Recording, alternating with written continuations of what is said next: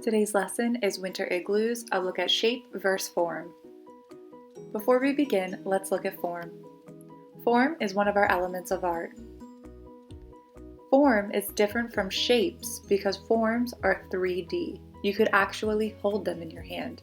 They could exist in real life around you.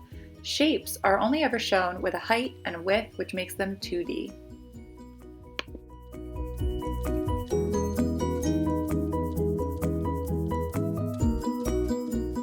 For our igloo, we're going to begin at the front and use a rainbow line that is longer on one side and shorter on the other. We are going to double that up to make it become a stripe and close off our feet. This is the beginning of our entryway to our igloo.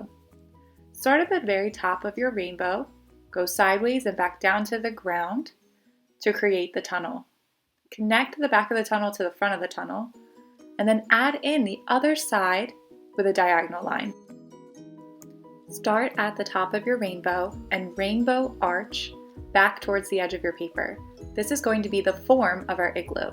Use a smile line to connect the back of your igloo to the tunnel entrance. To help our form look round, we're going to use smile lines that go across our igloo body that are slightly curved just like a smile to add more detail.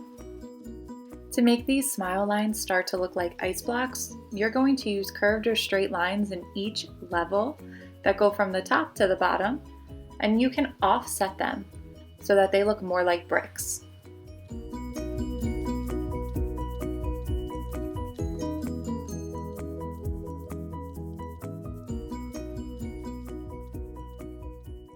Great job on your igloo form. Now let's move on to creating the background. Add in a horizontal line that goes behind your igloo. So remember, instead of drawing through the form, you just want to pick up your pencil, jump across, and continue your horizontal line. Move a little bit further up your paper and then curve down towards the middle until you meet your horizontal line to create a hill in the background. Our first tree is going to start in the foreground or the ground that has the igloo. It's going to reach up into the sky and then come back down. Remember, tree trunks don't have to be perfect rectangles. You can use a black crayon to fill this in or a black marker. Our next tree is going to be a little bit further away. It's going to start on our hill in the background and reach up towards the sky. It's also going to be nice and tall and thin, and you can use a black crayon or a black marker to shade in your tree trunk.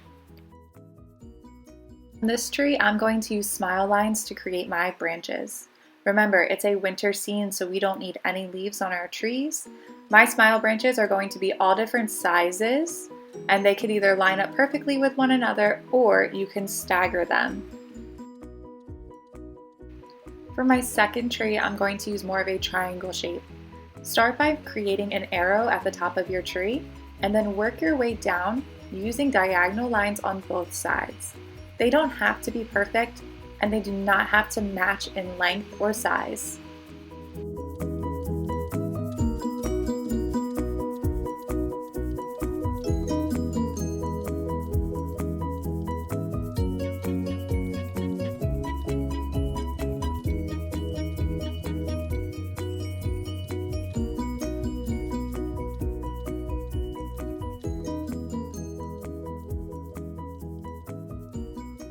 Now it's time to color. To add even more detail to our igloo form, you can accentuate and emphasize that it's a form and not a shape by the way you add color. Everyone knows that ice is usually clear or white, but I'm going to add in some blue shadows to my igloo. My shadows are always going to go towards the bottom of the igloo and all of the details on the igloo. That includes all of the walls of the front tunnel entrance and in each of the blocks that build up our igloo form. I'm going to trace over my lines with a blue crayon and then add in that shadow at the bottom of every block.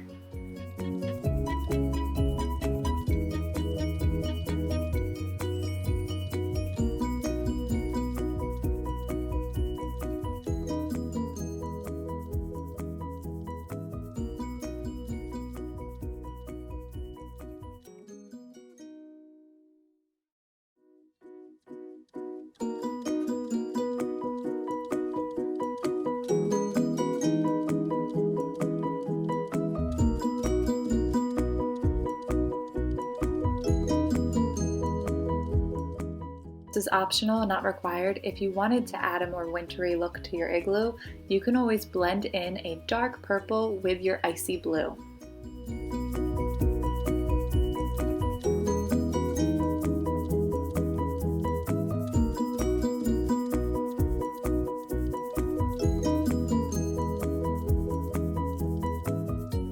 I know that usually snow is white, but that would be a lot of white space on our paper if we left our hill and our snowy foreground all white. So I'm going to use a powder blue or a soft blue that's super light and just add in some blue tints to our snow and make our artwork even more wintry.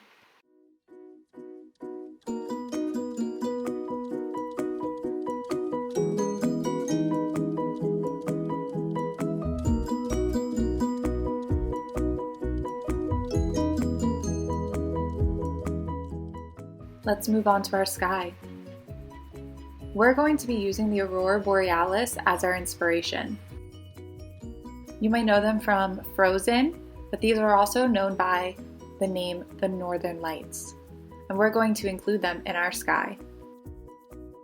You're going to want to choose a few spots to add in the Northern Lights. Remember, we have all of this space in our sky. I like to choose colors that are close to each other on the rainbow. And then I'm going to just use short, vertical stripes and color in all of my Northern Lights.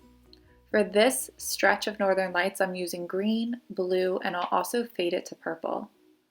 There's many ways to add Northern Lights into your artwork.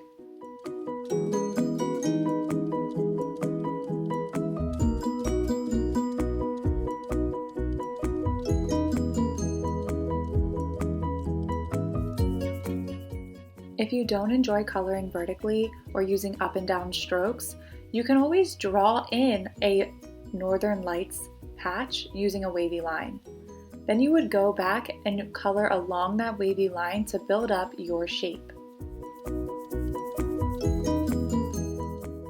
For this stretch of Northern Lights, I'm using purple, fading to pink, and then finally fading to orange. Remember, you can use any colors you have at home. Northern Lights happen in so many different colors.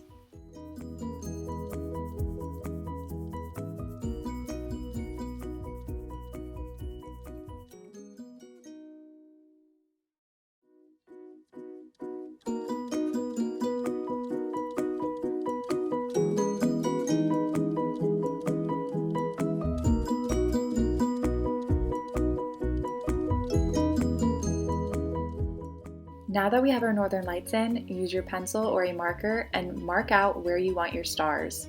Remember, you want the Northern Lights to be the focus. So add a few stars, and then don't forget it is nighttime. You can create a crescent moon or a full moon.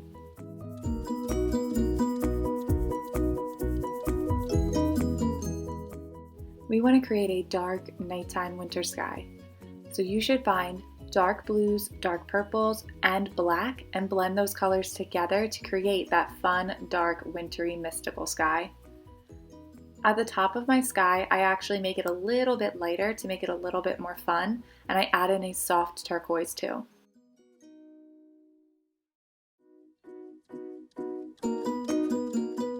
Great job! You're all finished.